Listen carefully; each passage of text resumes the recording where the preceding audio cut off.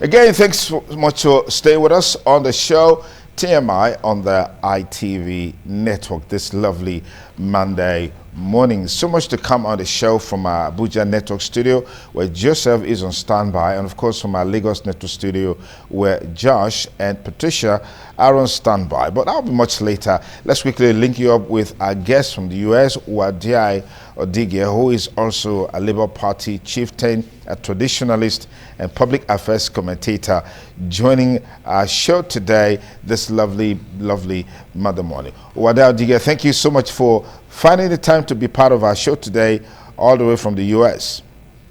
Good morning. How are you? Awesome. Good. Okay. How's everybody with it? Recently, the issue about market leadership in Edo State came to the front burner with Mrs. Folashade Tinubu Ojo coming to Edo State, and it was said that she came to install Iyaloja of the markets in Edo State. And that, of course, brought a whole lot of issues out. During her visit to His Royal Majesty, the Oba of Benin, the revered monarch told her that this name or title has no place in the customs and tradition of Benin Kingdom as it relates to leadership of the market, and that the market leadership, they are ancillary to the palace, and they also have to perform a whole lot of other things. And later on we heard that the title later changed to Iyeki, with a certain lady being installed as the leader of the market. Now, give me your perspective on how all of these issues evolved and the reactions that have trailed them, as it were. Well, thank you very much. This is a very interesting time and interesting discussion. I'm going to look at it from two different angles. First and foremost, let me discuss the role played by the Benin Traditional Council. The first doctor of the president, the Iyaloja of Lagos State, sent an courtesy visit request to the palace. On the letter, there is every tendency that the purpose of that meeting was well stated. And the handlers of the palace, especially the secretary to the Benin Traditional Council, must have received the request. They know fully well the purpose why she was coming to Benin City or Benin Kingdom. And the council ought to have turned down the invitation, but they encouraged her to come. Upon arrival, and with a mindset of coming to install an illegal structure, why would the Benin Traditional Council allow them to come to Benin? If they had rejected or told her ab initio that this installation or coronation, whatever they want to call it, is alien to the Benin Kingdom, she wouldn't have had the effrontery to come to Benin. But she was encouraged for whatever reasons. So some people should also take a blame for what transpired. And to expect her to come and install, then at the 11th hour, while instructing her or directing her that what we are coming to do is illegal, I find it difficult to comprehend. So some people should take blame that next time She cannot just come to Benin because she's the first daughter of the president, and the office she's occupying is illegal. It's unknown to our constitution.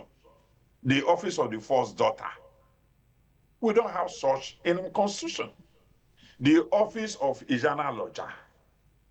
So they should vet an invitation letter before approval. After us are done, then the role played by the women.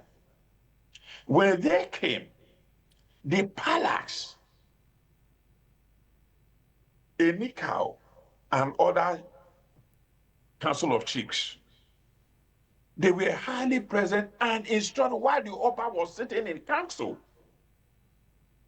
Informed the woman that what we are able to do is alien. But because of stubbornness, because of her position as the office of the first daughter of the president, she insisted the Benin or the Benin kingdom will not tolerate any act of indiscipline. Okay, now, Mr. Odike, let me just pause you for a moment and interject a little bit. You've kept on using the office of the first daughter of the president, and on one breath, and then on another, you're saying this is unknown to the Constitution of the Federal Republic of Nigeria. Why do you keep, repeating that if it's unknown, like you've alluded to, in the Constitution of the Federal Republic of Nigeria? That's on the one hand. And then we have on good authority that the title has since been changed to Iyeki, which is what is, which is what is available in the Benin Kingdom, as it were. Doesn't this make sense to you at all? Yeah, well, you see, changing the name in order to placate the Benin Kingdom is unacceptable. The mindset was to install the Iyaloja. Because of the controversy, or probably in order to placate the Benin Kingdom, they now changed the name to Iyeki. We have just one existing Iyeki. It has something to do with our tradition and our culture. A foreigner cannot come and impose or dictate to rocks. What I'm trying to say in essence is that the word, the office of the first lady, or the word, the office of the first daughter, or the word, the office of the first son, you know how carried away we are with with titles in Nigeria. Let me cite an example. Recently, some Igbo chaps in Lagos wanted to install the Obi of Lagos. What happened? They were arrested because it was alien to them. We are obsessed with titles. You want to be Obi, you want to be a doctor, you want to be architect, you want to be this, you want to be that. Since it is alien and it was not acceptable in Lagos, why would she think that she can now come to Benin and do same? If you want to be the Iyaloja, if Lagos is your entitlement, if Lagos is your property, remain in Lagos. You don't come to Benin. Mind you, Benin Kingdom created or Benin Kingdom, colonized Lagos and named Lagos Eko. When the white man came, we allowed it to go without any resistance. We colonized Akure, we colonized Ondo, but we allowed it to go. So for you now to come and impose your own culture on another ethnic nationality because you are the daughter of the first, because you are the daughter of the president. If ordinarily I had sent an invitation to the palace for installation of Iyaloja, I don't think they would have approved it or granted the invitation. But because she has used the word before, I'm creating the office of the first daughter. We are creating the office of the first son. And probably they are going to create the office of the last son. It has become an issue in Nigeria. So we need to stop all this madness. If they will not condone such a behavior in Lagos, why would they now come to Edo State? I remember about 2 or 3 years ago, the Saraki, somebody from the north, wanted to come and install himself as the Saraki of Edo State. The man was stopped at the airport. So if they don't, so are they going to move from one state to another to go and do the Iyaloja or the Iyeki of Ido Sokoto, to go and do the Iyeki of Kwara State, of Delta State, Anambra State? Absolutely no. It's stable. Where are we going from here? Okay. Let me just So we bring should you up to stop all this speed with a part of the conversation that maybe is not being given attention to in this discussion, which is that the person who was now made the leader of the market women, so to speak, Yes. is a Benin woman. Is there anything wrong Good. with that as far as this whole conversation is concerned? Absolutely. It There's a wasn't like procedure. the Iyaloja, Mrs. Folashade No. Tinubu Ojo brought a Yoruba woman from Lagos and installed her in Benin as the Yes. Iyaloja or Iyeki. Good. But we have on good authority that the person who eventually that was made the leader of the market women in Edo State is a Benin woman from Edo Central. Does that change this conversation at all in any way? Yeah, well, let me quickly tell you. You see, the nomenclature, whether you call it Iyaloja or the Iyeki, there is a procedure, a traditional process of installing or electing the Iyeki in Edo State. Oba is part of that process. The Iyeki is a representative of the palace. And the Iyeki that we know is elected among or chosen among the market women or the traders within that specific market. An outsider or a foreigner cannot just come and say, I'm going to impose mine. Who are you? It's unheard of. Who does that?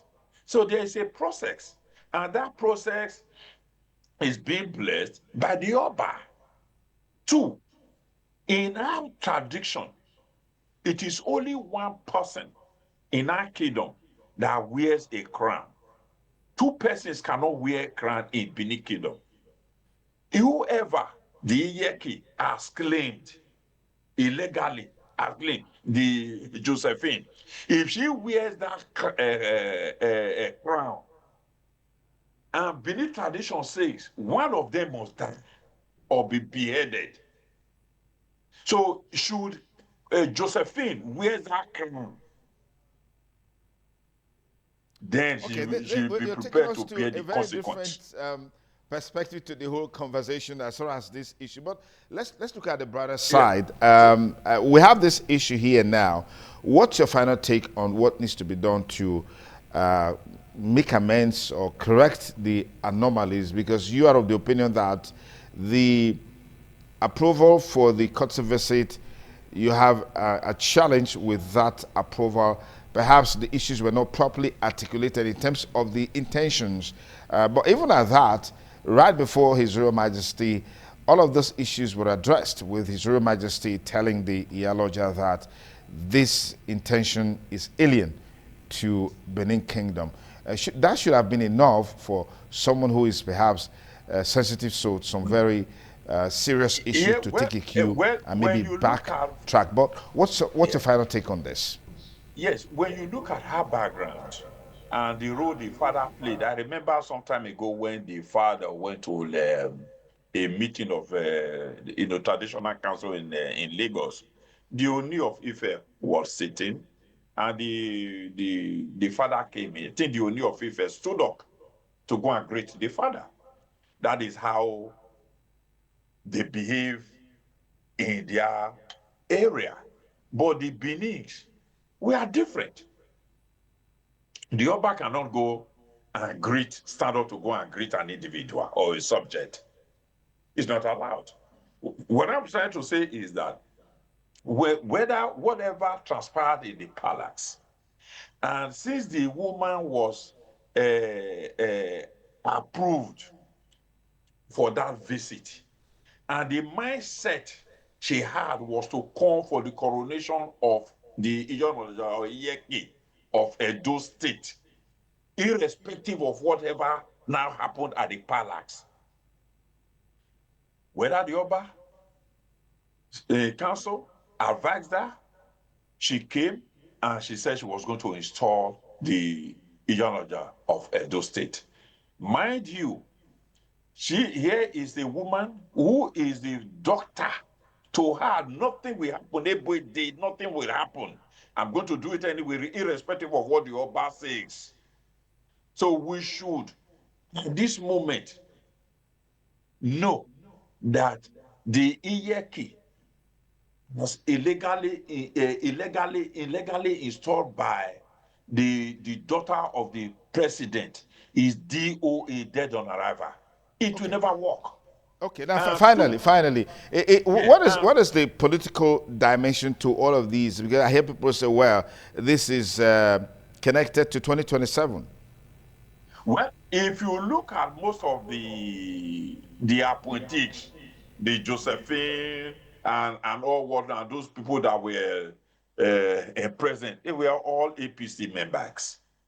And the action was taken in order to benefit those party members. And whether they want to use it, because knowing fully well that the market women, they have a political bloc.